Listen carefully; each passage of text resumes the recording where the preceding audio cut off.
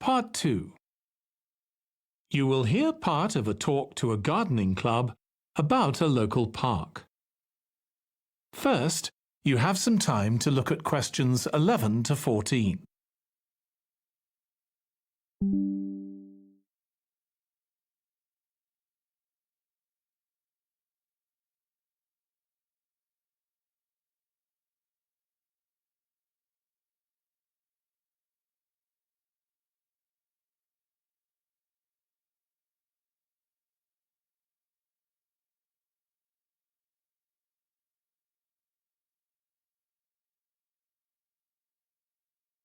Now listen carefully and answer questions 11 to 14.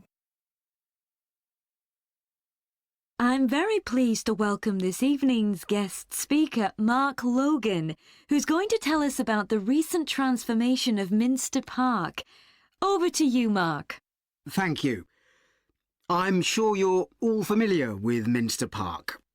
It's been a feature of the city for well over a century and has been the responsibility of the City Council for most of that time. What perhaps isn't so well known is the origin of the park. Unlike many public parks that started in private ownership, as the garden of a large house, for instance, Minster was some wasteland, which people living nearby started planting with flowers in 1892. It was unclear who actually owned the land, and this wasn't settled until 20 years later, when the council took possession of it. You may have noticed the statue near one of the entrances. It's of Diane Gosforth, who played a key role in the history of the park. Once the council had become the legal owner, it planned to sell the land for housing. Many local people wanted it to remain a place that everyone could go to enjoy the fresh air and natural environment. Remember, the park is in a densely populated residential area. Diane Gosforth was one of those people, and she organised petitions and demonstrations, which eventually made the council change its mind about the future of the land. Soon after this, the First World War broke out in 1914, and most of the park was dug up and planted with vegetables, which were sold locally. At one stage, the army considered taking it over for troop exercises and got as far as contacting the city council, then decided the park was too small to be of use. There were occasional public meetings during the war in an area that had been retained as grass. After the war, the park was turned back more or less to how it had been before 1914 and continued almost unchanged until recently. Plans for transforming it were drawn up at various times, most recently in 2013, though they were revised in 2015 before any work had started. The changes finally got going in 2016 and were finished on schedule last year. Before you hear the rest of the talk, you have some time to look at questions 15 to 20.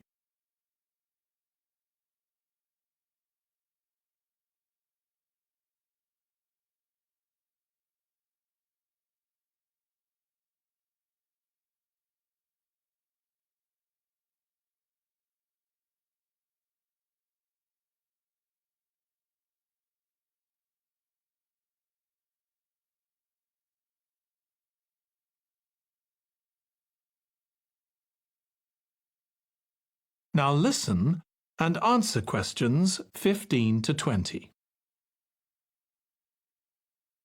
OK, let me tell you about some of the changes that have been made and some things that have been retained. If you look at this map, you'll see the familiar outline of the park, with the river forming the northern boundary, and a gate in each of the other three walls. The statue of Diane Gosforth has been moved. It used to be close to the south gate, but it's now immediately to the north of the lily pond, almost in the centre of the park, which makes it much more visible. There's a new area of wooden sculptures, which are on the riverbank, where the path from the east gate makes a sharp bend. There are two areas that are particularly intended for children. The playground has been enlarged and improved, and that's between the river and the path that leads from the pond to the river. Then there's a new maze, a circular series of paths separated by low hedges. That's near the west gate. You go north from there towards the river and then turn left to reach it. There have been tennis courts in the park for many years, and they've been doubled, from 4 to 8. They're still in the southwest corner of the park, where there's a right-angle bend in the path. Something else I'd like to mention is the new fitness area. This is right next to the lily pond on the same side as the west gate. Now, as you're all gardeners, I'm sure you'll like to hear about the plants that have been chosen for the park. That is the end of part 2. You now have 30 seconds to check your answers to part 2.